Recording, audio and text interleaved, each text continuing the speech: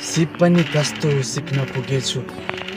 मन भने कसैलाई पर्दैन, आवश्यकता भने सबैलाई पर्छ। र पनि खुसी छु, कसैको यात्रालाई त सफल पार्न सकिराखेको छु, कसैको गन्तव्यलाई त पुरा गर्न सकिराखेको छु। तपाईहरूले सोचेको जस्तो, सम्झेको जस्तो हुँदैन हजुर ड्राइभरको जिन्दगी। ए मेरो दुनिया, यो ड्राइभरको सिपले